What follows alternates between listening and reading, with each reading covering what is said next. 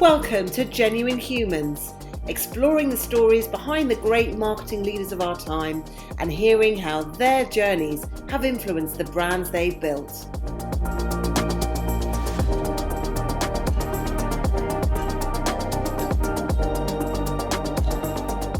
Brought to you by The Social Element, here are our hosts, Tamara Littleton, CEO and founder, and Wendy Christie, Chief People Officer. Welcome to a very special edition of the Genuine Humans podcast in celebration of 20 years of The Social Element. Before I introduce our special guest, I'd like to introduce our guest co-host, Emma Harris. You might remember her from a previous Genuine Humans podcast. Emma is the Chief Creative Officer at The Social Element and also the Chief of Glow London. Hi, Emma. Hello. How is it going? Oh, I'm very excited to be here. I feel like I have big shoes to fill sitting in the chair with you, Wendy. Well, I'm sure you're going to do a fantastic job. And now I'd like to introduce our very special guest, The Social Element's CEO and founder, Tamara Littleton. Hi, Tamara. The big reveal. How are you, Tamara? Does this feel a bit strange? It feels really weird. It feels a bit weird. I'm actually quite nervous. I'm kind of realizing how our guests feel. I'm suddenly like, how's this going to go? What are you going to ask me? But I'm really looking forward to this and so proud that we've got to 20 years as well. So this feels like a great way to celebrate that milestone. Yeah, happy birthday to all of us. Well, look, we'll go gently. So don't worry. I'm going to kick off just by asking, all about the journey, as we tend to at the beginning of our podcast. Just so tell us a bit, Tamara. Obviously, you are our chief exec and founder, but the business now, the shape it's in, 250 people globally, wasn't always the case. So tell us about your career journey, sort of up to where we are, leading up to what made you decide to set up, obviously, what was then e-moderation. Give us a bit of, what was your background, where have you come from? Yeah, of course. So when I left university and I went to Manchester, I studied psychology. I had grand plans of being a psychologist. I wanted to be a criminal psychologist. Oh my God. The truth was, I didn't get a good enough grade. And I think I'd enjoyed at university a little bit too much. And so I fell into a job. I played a lot of hockey at university, and I can kind of come back to my love of team sports a bit later. But I played hockey when I got back to London, and I got a job as a publishing assistant. And this was my first proper grown-up job. And I absolutely loved it because it was kind of a time where things were starting to move towards digital, and I just got really engrossed in it. And the next publishing job that I had, if I date this, it is going to make a lot more sense, but it was the mid-90s. It was the early days of the web. And I ended up running a team where our whole focus was on putting online journals up onto the web with a small startup company called Adobe and the University of Nottingham. And basically, I was just a massive geek. I was coding and loading these files. And I was just it was quite a techie sort of time. And I was very much self-taught. And the guy who taught me everything got headhunted. So suddenly I was running the whole team, and it threw me into the sort of the world of digital. And then I left to become a consultant, an intranet consultant, when that was a thing. And I managed to fall off a ladder, break my arm, got made redundant after only being there 3 months, which I'm still not sure is perfectly legal. But I ended up getting this amazing job at the BBC. And I think that was the real job that turned around everything, because I was running the online webmaster team in such a pioneering time. So we're talking end of the 90s, beginning of 2000s.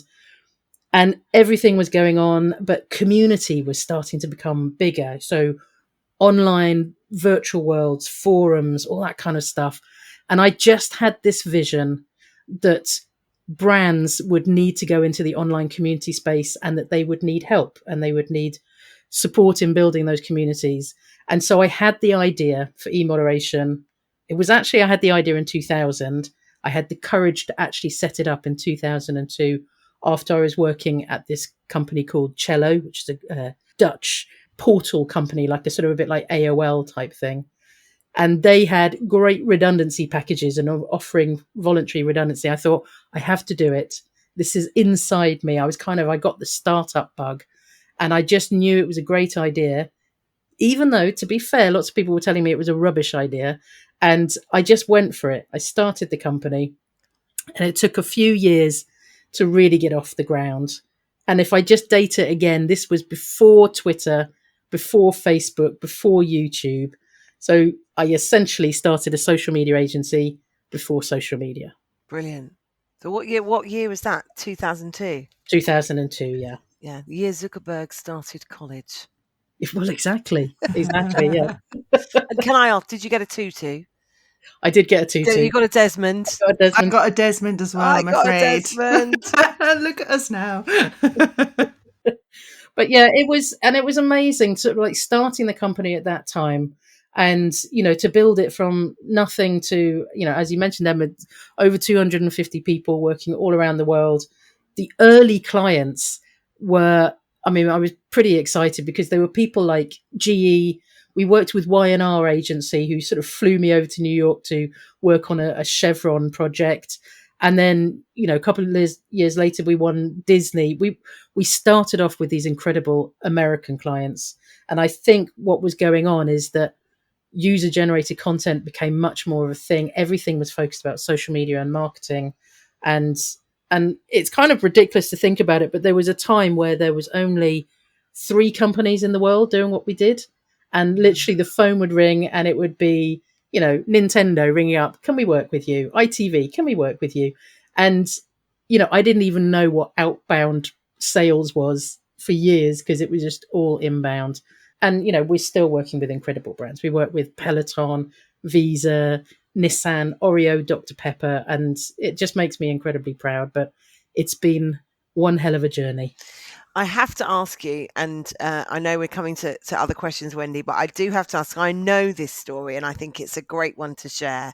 That meeting that you had with GE when Y&R flew you over.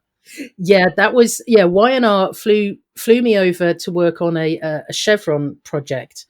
And they sort of said, can you come and meet them? And I'd pretty much won the work anyway, but it was to go and meet the client, start working on this campaign, and we were going to be managing a community that went with this campaign. And the thing was, I didn't have any money. It was so early. I'd burnt through a lot of the money I had. I was privileged enough to have investment from my parents of £10,000, and I had some redundancy money. That doesn't last very long when you started up an agency. And I had to be so careful. So I went to the meeting. It was absolutely brilliant. I had sort of, smashed the meeting, but they were asking me how I was going to get back to the hotel. And I didn't have enough money for a taxi. And basically I just sort of said, I'm going to walk. I love New York. I love walking in New York. But it was those decisions. I had to make a decision. Do I want a coffee from Starbucks in New York, which is such a lovely thing to do? Or do I want to get a taxi? So yeah, I walked. And I think, at the beginning, you just had to be a little bit brave. But yeah, it was exciting to be flown out there, but kind of terrifying to have no money in New York. Wow, that's a good story. Yeah, fantastic. And so now that I'll probably start talking about your childhood, and yeah. I'm sure that you've been giving it some thought after our previous podcasts. So I'd love to know what you were like as a kid and how that has influenced how you are as an adult, and whether that entrepreneurial spirit started really young. Well, I think, the fact that I got my tutu, that there was there was something that my teachers used to say that always stuck with me, is that Tamara's very bright but doesn't always apply herself, which I think was that I got a bit distracted. And I would say that I was endlessly curious, possibly a bit annoying, because I think I thought of myself as a bit of a class clown. I just liked to sort of chat a lot. I liked to learn about the world. I think I was a bit weird. I felt this sort of sense of, being a bit more of an outsider. And I think I had a bit of a weird streak. I also loved animals. So there's a story that my mum loves to tell people about when I was 6 and at school, and I convinced everyone in the class, all the children in the class, to adopt a snail and take it back in their pockets. which they all did. So maybe there was that sort of like visionary entrepreneurial thing. I have no idea. But I also used to spend hours in the garden. I'm the youngest of four.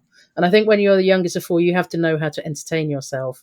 So I think this mixture of sort of quite a creative side, a curiosity, and I used to spend hours in the garden sort of playing with animals and insects and things. And I made a frog hotel. Of course you did. Yeah.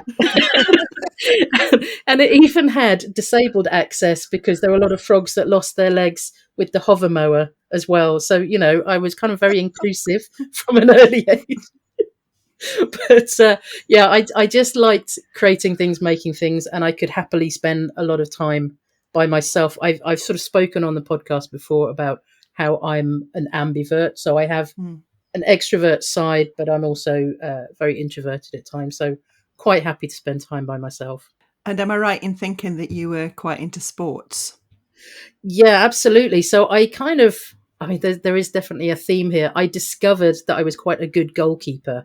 So I went to a convent. It's probably worth just sharing that. I was raised by nuns and we played lacrosse. It was a bit of a posh school.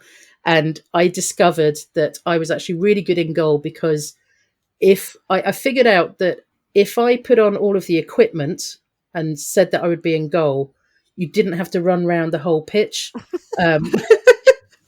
So I was clever. Genius. But then it turned out I was actually really good at it. So I ended up playing lacrosse for county. When I went on to sixth form, I started playing hockey, again, goalkeeper. And at university, I ended up getting my colours representing the university and even playing for England University. So I got to a pretty high level. And then later on in life, I sort of dumped all of that and started playing football. And my team sport now is choir, I always say. So I love team sports, and I think it's had a real impact on my leadership style, and particularly being, I think, a goalkeeper where you can just see what's going on in front of you, make strategic decisions. But yeah, now for me, it's singing. But yeah, we might come on to that later. I hope so. If you were living your childhood dream, what would you be doing now? I'm sure you wanted to be something before you wanted to be a criminal psychologist. Well, when I was 7, again, another story that my parents used to like telling is that I when everyone was asked, what do you want to be when you grow up? I said that I actually wanted to retire and have cats. So, yeah, I was a crazy cat lady from my childhood. I genuinely wanted to be a vet, and I also wanted to be an architect. But there's a key link here. Both of those take about 9 years to study for. And I was just like, nope, not interested. And I think the truth is I just didn't actually do that well in academia. I think I was driven by work, and my fondest memories are things like I was lucky enough to work at a bookshop when I was sort of 16 and 17 and 18, and in the sort of summer holidays. I loved working at that bookshop, and I was given so much sort of trust by the owner, this amazing woman called Daphne Crisp. And she just let me lock up as well at the age of, 17. And I was serving customers. I was learning how to engage with customers. I think it was so good. I did a stint at McDonald's where they train you really hard. And it kind of gave me this love of working hard. And so I think, it's just, yeah, I just think I wasn't really that strong in academia, but my drive came from working. And have there been other Daphnes over the years, other people who've given you that support, influenced you in your career? Well, I think a shout out to, Zazie Barrel was my hockey captain who gave me a job, my very first job that paid me, I think it was $9,500 a year or something like that. But she took a chance and perhaps recognized that I had a good attitude with absolutely no experience. Further down the line, there was a great guy called Ian Jindal, who was my boss at Chapman and Hall. And he was such a good boss that when I moved to the BBC, I engineered it so that he interviewed and then got the job as my boss at the BBC. So I kind of recruited my own boss. He was fantastic because he just taught me so much about respecting other people's time, being a real sort of collaborative team member. But he was a visionary and just so excited about work. And I think I've always had that concept that, work to me is fun. I don't understand when people say that that they just, work for money or whatever. To me, work is absolutely everything. And I would happily go on holiday and talk about work all the time. Yeah. So I think he gave me that drive. And then, along the way, 20 years in, I've met so many incredible people that have influenced me. I mean, obviously the two of you, and along with Trina and Ashley, and also Dan, who's one of our sort of advisors, the whole team that have sort of been with us, and then some incredible clients. And, you learn so much from clients. But a bit of a shout out to Cabal. It's run by Gemma Greaves, and she's created a group of really special people who I feel that I can go to and get support from and talk to, people in the industry, just genuine humans. And as the two of you know, and of course this is what the podcast is named after, is we're all obsessed about being genuine. So just taking you a little bit further back to what we were talking about before, when you talked about coming out of cello and just having this fire in your belly of knowing that sort of communities is the future. When you set up what was then e-moderation, did you have a sort of vision? It's what's been amazing to all of us is, well, I've been in the business 5 years. Wendy, you've been in the business for 10? 14, believe it or not. Wendy. The absolute clarity with which that business is been developed, with your values at the heart of it, of highly inclusive, your passion for kindness. From the start, were you like, right, I'm going to build a business and this is what it's going to be like? Or is it just evolved like that because you're like that? What was that vision about, and do you feel like you've delivered on it? There were a couple of visions. I knew that I wanted to start a company that was global. So, I think I had this sense of, do you know what, just try it. What's the worst that could happen? And that's a very sort of freeing attitude of just like, give it a go. But I knew that it was going to be a global business. I felt that there was such a need for this communities, brands. It just felt, a big idea. But I also wanted to create an agency that I would want to work at. So I wanted it to be fun. I wanted it to be inclusive.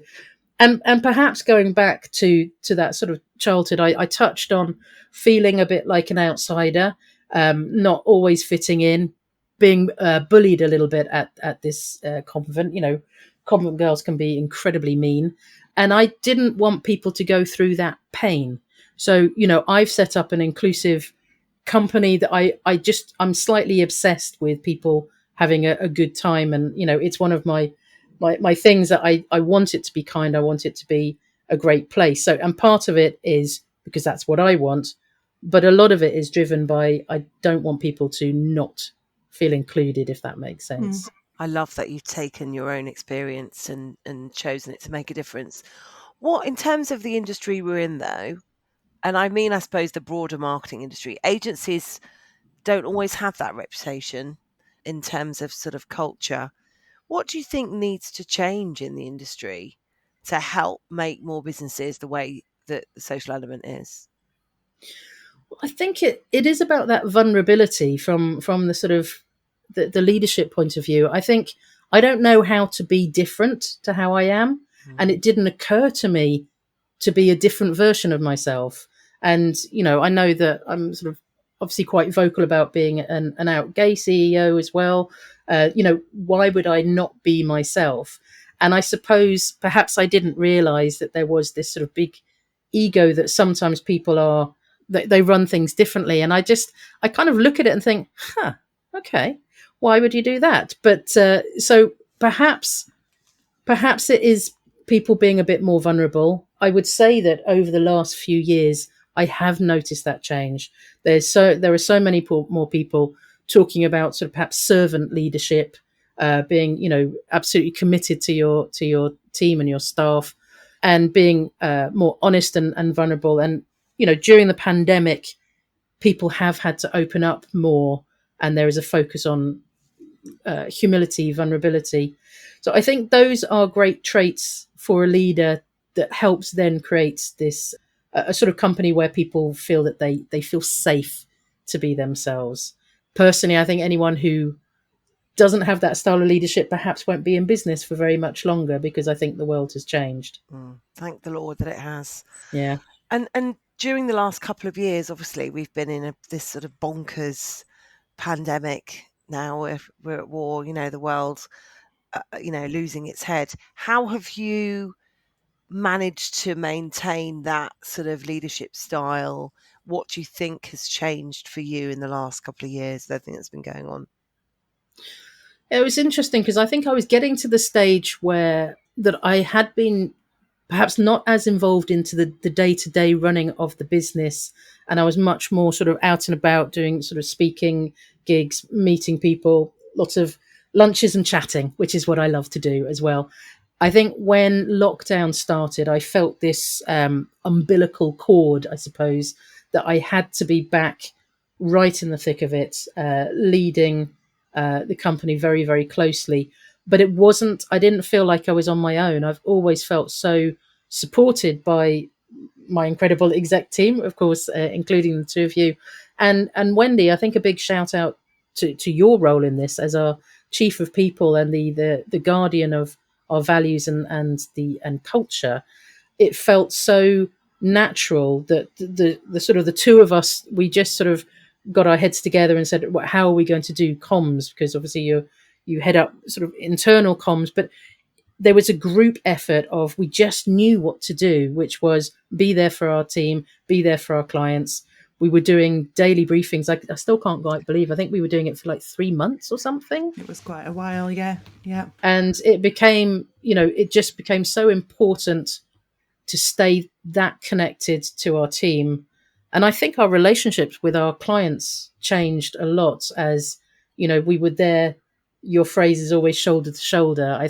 Emma, that I think that's definitely what we did. So I think all of those traits came out. I felt like this need to be very involved and leading from the front. And maybe there is something about crisis management. I mean, we do always joke that I love a good crisis. It's something that drives me. There's something weird that happens that everything slows down for me, but in a good way. It's almost like I can just get a sense of what's important. My brain just goes into the zone.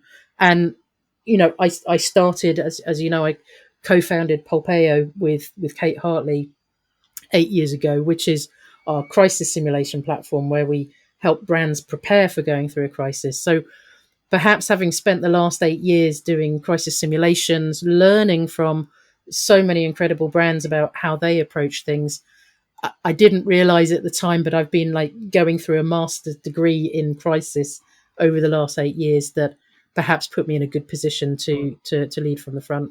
You are very good in a crisis, I have to say. It's almost like you come more alive than ever. It's quite amazing to watch. I think it would be remiss of us just to not pick up on the LGBTQ matter and the fact that the last couple of years, certainly, one's observation is that there have been huge steps forward in terms of general diversity and inclusion, Black Lives Matter. What's your view on things in terms of the industry and whether those things are really making a difference and what the future looks like? Yeah, I think I sort of went, there was a time where I was just grateful that there was recognition and that perhaps, the LGBTQ community wasn't so invisible. And, every time there was an ad that had a sort of a trans character or a gay guy or a lesbian in it, or, it was so much excitement. Oh, wow, there's an ad with, I can see myself reflected back. And I think it's got to a stage where that's just not enough. And I'm so pleased that the industry has changed a lot. So, I mean, representation really matters. And so it's important for us all to see ourselves reflected back in marketing and advertising. But I think maybe over the last couple of years, there's perhaps been a bigger driver to do the right thing. I think perhaps there have been certain brands that have been caught out, talking about how wonderfully diverse they are. And then when you start sort of picking it a little bit at the edges, you realize perhaps that's not the case. Or, it's no longer that you can talk about, the gender pay gap and then brands being all sort of celebrating women and then realizing that they have a big problem internally. So I would say that because of social media, everyone has more of a voice and brands will get called out much faster. And this is having a positive impact because it means that, brands are being better, doing better. I think there's more about education. And I come from the position of that I will never be good enough when it comes to diversity, inclusion, and being the best that we can be. We all have to educate ourselves constantly and be better. And thank you to you, because I do feel like, as an out CEO, you personally, and the work that you do and the mentoring that you do with particularly other young women, you really are one of the people who can look at that and think, right, I made a difference. I was at the forefront of that. And it's funny, actually, how much guilt I have over that in terms of never thinking that that's really enough. I see so many people who are active in this space, and Jerry Dakin, who is kind of such a force to be reckoned with and runs, along with other people, Outvertising. I feel like these people are really making a difference. And sometimes I think, all I do is just I talk about it and I try and sort of, raise awareness. But at the same time, that's important too. So I'm trying to not give myself a hard time, but it's incredible how much I sort of take on of like, I suppose I just want to change the world, because something that really upsets me is to know that people joining our industry, there is this sort of stat that I think it's 41% of people go back in the closet when they start their first big job. And that just makes me incredibly sad. So I suppose anything that I can do to sort of move the needle, I will continue to do, but I sort of wish I could do more. That's why we love you. Well, let's get a bit more personal, shall we, Shall Wendy? we? Yes, let's do it. So, Tamara, what's your idea of a perfect weekend? And do you have any guilty pleasures we should know about? I think some of them have come out in the podcast, but perfect weekend for me is definitely spending time with my lovely partner, Emma, and her boys. I also love to eat, basically. So perhaps discovering a brand new restaurant or something would be in part of that weekend. Maybe a bit of karaoke with friends. And I think binge watching Netflix. I mean, I'm really quite that shallow. I love a bit of a binge watch. So it has to be, it's going back to that ambivert thing. I love a bit of sociable, a sociable weekend. I also need that time to just kind of top up my energy as well. And the guilty pleasures, yeah, I'm proud of them, quite frankly. I love a bit of reality TV. I love Made in Chelsea, Selling Sunset, all the stuff that you just sort of like know is really quite rubbish, but oh my God, I love it. Yeah, no need to be guilty for that. It's quiz shows with me. I'm not so much the reality, but it's the quiz shows. Okay, and what advice would you give to your teenage self? I think going back to that sort of slightly feeling a bit weird and a bit different, I think perhaps I would just say, just be you. Don't try and sort of just worry too much about not fitting in. Just be you, and other people will like you. And that's very true. Yes, it is. And if only we would listen to that when we're teenagers. I know. Just going back to you today, and it might be linked to when you were younger, what is your personal superpower? Well, I think maybe my psychology degree wasn't such a waste of time after all, because I'm really good at body language. And even, you sort of have to learn the art of that on Zoom and video calls and everything. But I feel like I always thought that everyone could do this, but there's a high sense of empathy and an awareness of people's body language that I feel I can pick up on what's going on for people. So yeah, I think empathy and reading people is my superpower. Yeah. Sometimes I think it's your detriment, because you worry so much about what other people think and what other people are feeling. That's certainly something I know you and I both suffer from. Yeah. Although you have much more guilt than me. Yeah. It was the nuns, although I've got the Jewish guilt, you've got the Catholic nuns. Yeah. And just going back to your perfect weekend, you and I both share a love of good food and drink. If you were going to write a book about restaurants in London, I think it would be a bestseller. What are your sort of favourites? That's a really good one. I mean, I've recently discovered Brat in Shoreditch, thanks to Diane Young at the Drum took us there, and that was delicious. I think there are some that I've been to in New York that are literally just incredible. I've also been lucky enough to go to the Fat Duck. I took my parents there to say thank you for them investing in me all of those years ago. and they absolutely loved it. And I think they loved all of the sort of the theatre of it all. So yeah, I think I just like new restaurants. I love sharing. My favourite other one is Fallow at the moment, which Emma, we nearly got to go to, and then I went and got COVID, didn't I? So You owe me that. You owe I owe me that you one. Fallow. But I love a bit of cooking. I used to cook. My mother was very good at instilling a sort of interest in food and cooking. I was sort of doing it from a very young age, and it's going to sound incredibly pretentious, but I'm going to share anyway. But I was allowed to just have free reign in the kitchen. My mother actually was a French teacher, so my dad would be out at work, but she was running her own business as a French teacher. So a lot of the time we were allowed to just cook for ourselves, which was amazing. But I would do things like veal with a sort of creamy sauce, and I would go and get cognac from the alcohol cupboard, and I would be cooking with vermouth cognac. I did flambe bananas in the microwave, which didn't work very well. What age is this? You're doing all this booze? About 8. Oh my God. Well, that explains a lot. I love how you frame it as we were lucky. Some people would see that as actually, an 8-year-old having to kick this. I look at my 9-year-old and think, God, I wouldn't know if I'd want her to be left to cook for herself. But bless Yeah. you for framing it as we were so lucky. And there is Tamara the optimist. Well, I always call myself Chief Eternal Optimist. So yeah. Yeah, Chief Gen X Eternal Optimist, left to our own devices. So if Emma and I had the superpower of being able to give you an extra hour a day, what would you do with it? I would like to say that I would be on my Peloton doing an hour's of exercise. Sorry to snigger. I really love my Peloton. I think the reality is I would probably do some singing, because I think that is a way that I can completely relax, either singing along with my choir, which is Natural Voices Choir in London, and either when you're singing harmonies, you can't think of work. So it's an amazing way to just relax. I have been known to do like a whole little acoustic set just for my cats as well, just sort of with my... They love it, I'm sure. Yes. And I love hiring people who love karaoke as well. Well done in that case. How would your friends describe you? And is that the same as how you'd like them to describe you? Well, I think that optimism does come out, actually. I think people would probably describe me as optimistic, positive, kind, hopefully.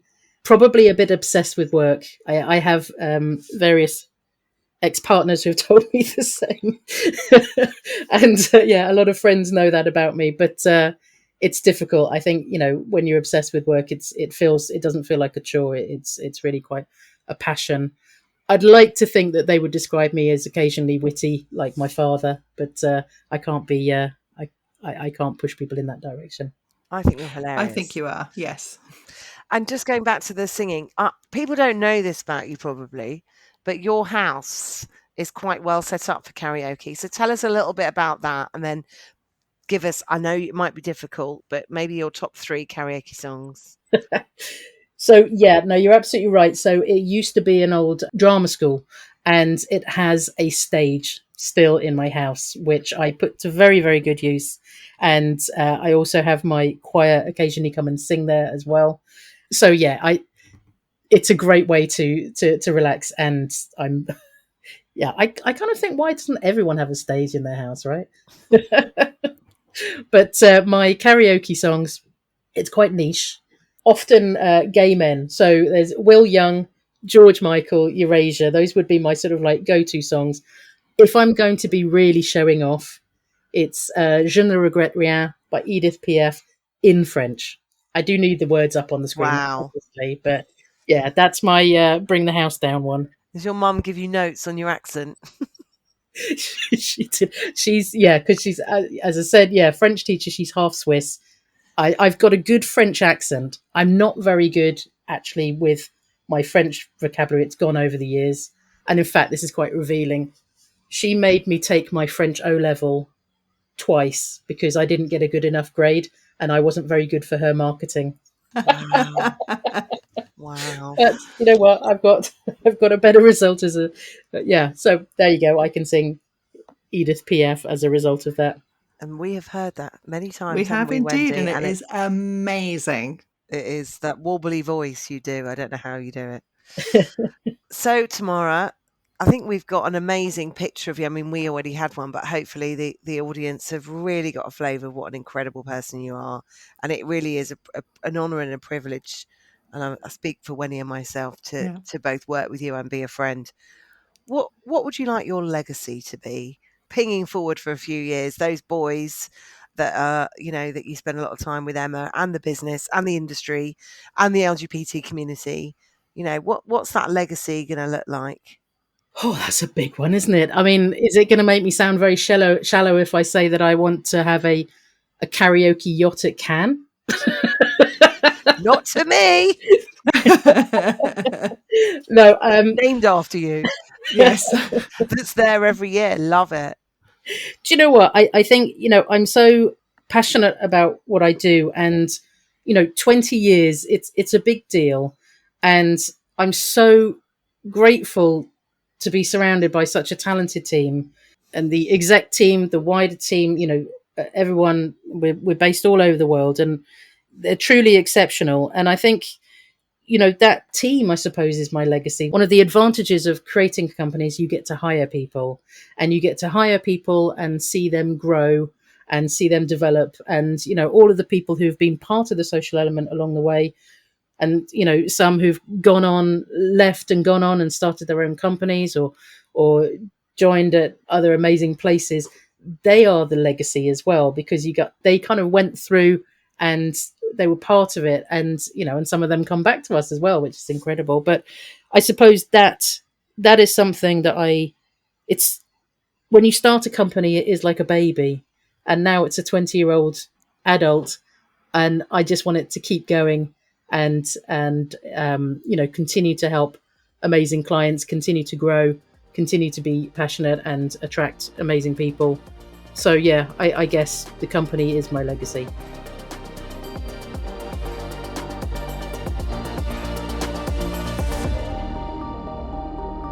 You've been listening to Genuine Humans, brought to you by The Social Element. If you loved what you heard, remember to subscribe, or you can find out more at www.thesocialelement.agency.